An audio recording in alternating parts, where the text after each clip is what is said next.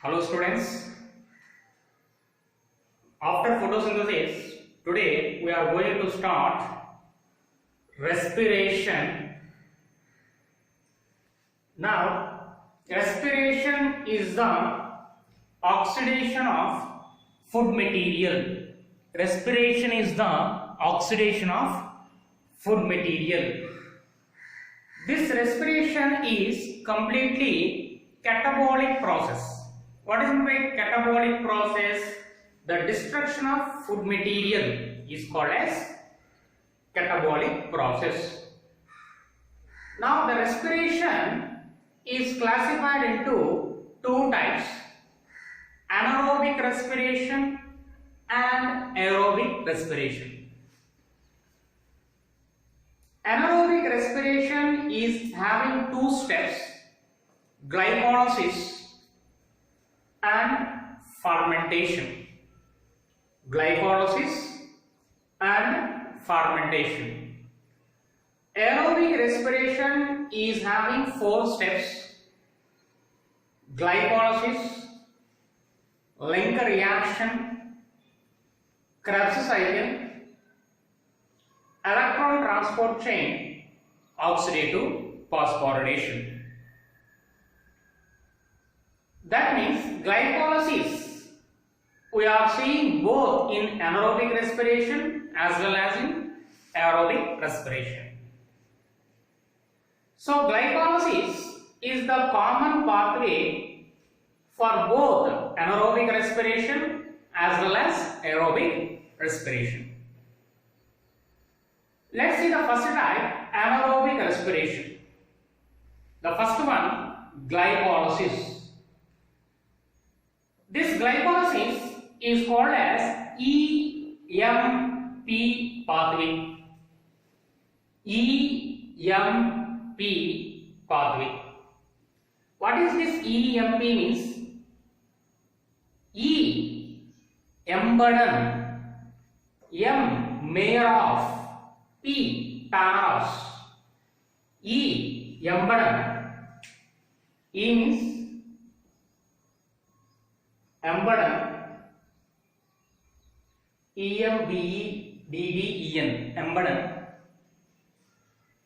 Embedded is the name of the scientist. The starting letter is E. Next, M, mayor of, M-A-Y-E-R, mayor of. M is the starting letter. P, Thanos. Thanos. P is the starting letter. The glycolysis was first discovered by Embedded, mayor of Thanos. The glycolysis was first discovered by Embedded, mayor of Thanos.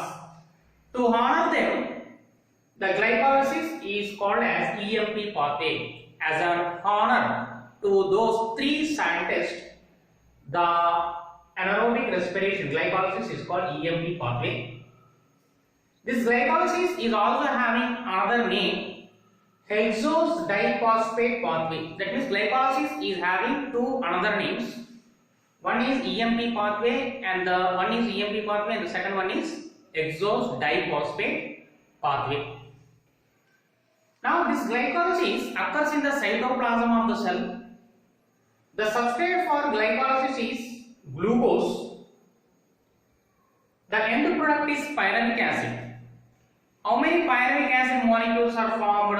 Pyruvic acid molecule 1, pyruvic acid molecule 2. So at the end of the glycolysis, two molecules of pyruvic acid are formed. One molecule of glucose entering into the glycolysis, resulting in the production of two molecules of pyruvic acid. Now, glucose. The glucose consisting of 6 carbons, 6C compound. Pyruvic acid consisting of 3 carbons. Pyruvic acid consisting of 3 carbons. One 6C compound produces two 3C compounds. Two 3C compounds.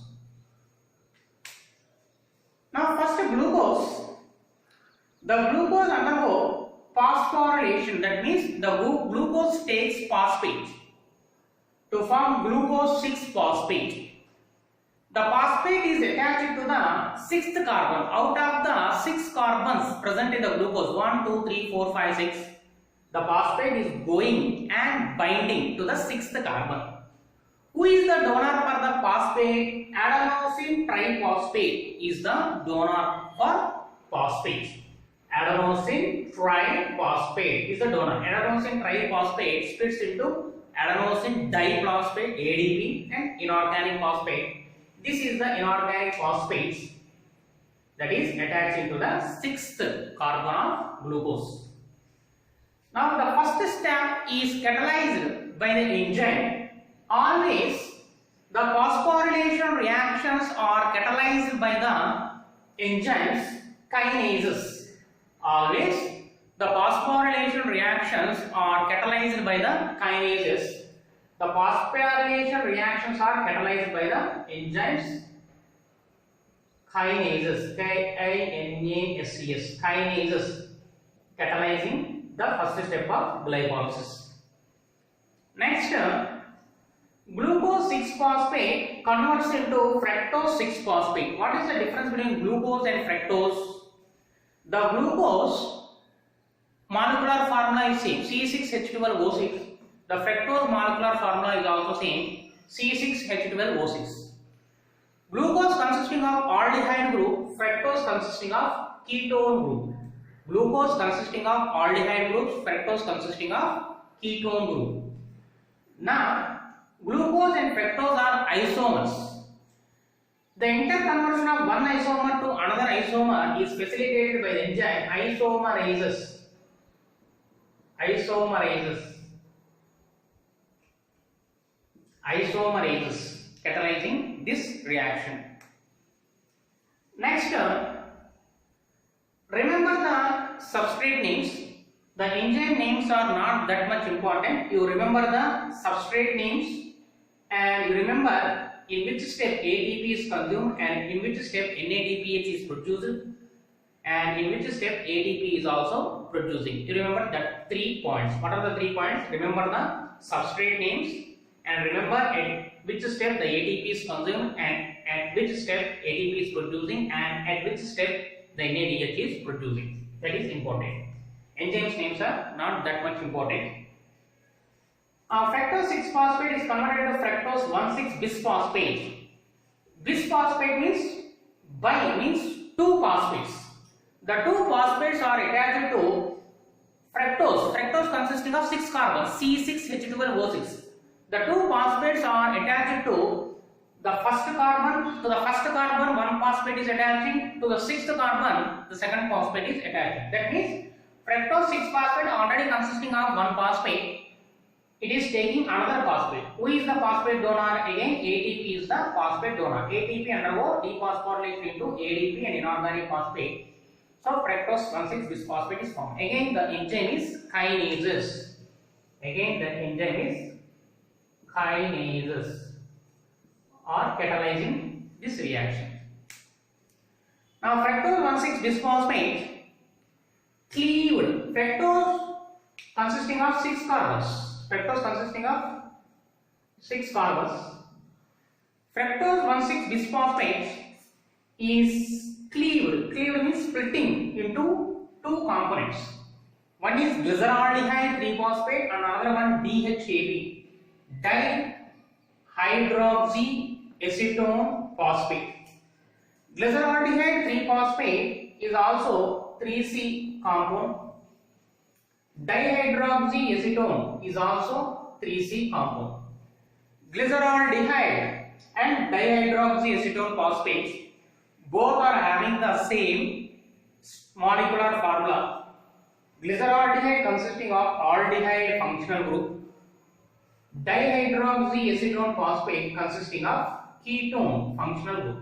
Ketone, Ketone, ketone functional group. Now, glyceraldehyde 3-phosphate undergo oxidation. What is meant by oxidation? The process of losing electrons and protons is called as oxidation. As the glycerol is undergoing oxidation, glyceraldehyde loses electrons and protons to form 1,3-bisphosphoglyceric acid. The last electrons and protons from glyceraldehyde are accepted by NAD plus to form NADH. Now glyceraldehyde 3-phosphate. Already one phosphate is attached to third carbon. Here 1,3-bisphosphate. That means the glyceraldehyde is taking one additional phosphate. Who is the phosphate donor? The phosphate donor is H3PO4. This is very important. Here the phosphate donor is not ATP, but the phosphate donor is H3PO4. Now, because of oxidation, glyceraldehyde is converted into glyceric acid. Because of phosphorylation, 3-phosphate is converted into 1,3-bisphosphoglyceric acid.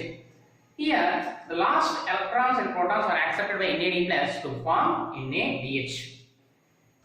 Now, 1,3-bisphosphoglyceric acid undergo dephosphorylation. Before going to this step, the previous step, oxidation step, is catalyzed by the enzyme dehydrogenases. Always oxidation is catalyzed by the enzyme dehydrogenases. Oxidation step is catalyzed by the enzyme dehydrogenases. 1,3-bisphosphoglyceric acid undergo dephosphorylation to form 3-phosphoglyceric acid. That means 1,3-bisphospho is losing one phosphate. The last phosphate is accepted by ADP to form ATP. Again, it is also phosphorylation. Enzyme catalyzing is kinases. Next, 3-phosphoglyceric acid converts into 2-phosphoglyceric acid. This is the intramolecular shift. That means whatever the phosphate that is attaching to the third carbon of glyceric acid shifts to the second carbon of glyceric acid. 3-phosphoglyceric acid, the phosphate is attached to third carbon. 2-phosphoglyceric acid, the phosphate is attached to second carbon. It is the intramolecular shift. Next, 2-phosphoglyceric acid converts into phosphoenol pyruvic acid. 2-phosphoglyceric acid converts into PEP. So already we have seen this PEP in C4 cycle. In C4 cycle, the carbon dioxide is initially accepted by PEP to form oxaloacetic acid. PEP means phosphoenol pyruvic acid. Phosphoenol pyruvic acid again undergo dephosphorylation to form pyruvic acid. The last phosphate from PEP is accepted by ADP to form ATP.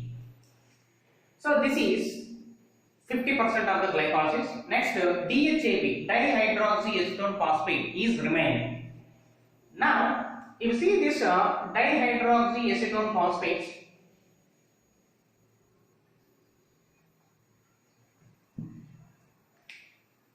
dihydroxyacetone phosphate is also 3C compound. Glyceraldehyde is also 3C compound. Dihydroxyacetone phosphate is isomerized again into dihydroxyacetone phosphate, again isomerized into glyceraldehyde 3-phosphate. So both are isomers. Like that of glucose and fructose, both are isomers. Glyceraldehyde and dihydroxyacetone phosphate are isomers. They can be interconverted with each other. This is called as isomerism. They can be interconverted to each other. It is called as isomerism. Glyceraldehyde and dihydroxyacetone phosphate both can be interconverted to each other. That is called isomerism. So dihydroxyacetone phosphate converts into glyceraldehyde 3-phosphate like this. So like this glyceraldehyde 3-phosphate, this glyceraldehyde 3-phosphate is also converting into pyruvic acid. When this glyceraldehyde 3-phosphate is converting into pyruvic acid, one molecule of NADH and 2 molecules of ATPs are formed. Here also, when this glyceraldehyde 3-phosphate is converting into pyruvic acid, one molecule of NADH and 2 molecules of ATP are forming. Now, this is the glycolysis pathway. In this glycolysis pathway, we have to remember at which step ATP is formed. 1,3-bisphospho to 3-phosphoglyceric acid, phosphoenol pyruvate to pyruvic acid, and which step oxidation is taking place. The oxidation is taking place at glyceraldehyde 3-phosphate to 1,3-bisphosphoglyceric acid. Why oxidation we have to remember means respiration is an oxidative process. Respiration is an oxidative process. We have to remember the oxidation steps. And the oxidation steps are important because of the oxidation only we are getting the NADH. This NADH is very important during the formation of ATP.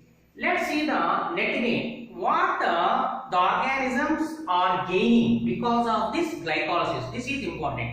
What the organisms are gaining because of this glycolysis? The organisms are gaining ATP and NADPs. So how many ATPs are gaining? 1, 2, 3, 4. 1, 2, 3, 4. 1, 2, 3, 4. Totally 4 ATPs the organisms are gaining. Now out of the 4 ATP, here ATP1, ATP2, 2 ATPs are utilized in the initial steps. Out of the 4 ATP, 2 ATPs are consumed or utilized in the initial steps. So totally 4 minus 2 is equal to 2 ATP is the net gain of ATP. Next, NADH. How many NADH are forming here? 1 and here 1. So NADH. How many NADH are forming? Here 1 NADH and here 1 NADH. Totally 2 NADH are forming. So the net gain of glycolysis from one molecule of glucose is dash. The net gain of glycolysis from one molecule of glucose is 2 molecules of ATP and 2 molecules of NADH. This is important. The net gain of ATP from one molecule of glucose is 2 ATP. The net gain of NADH from one molecule of glucose is 2 NADH. Thank you everybody.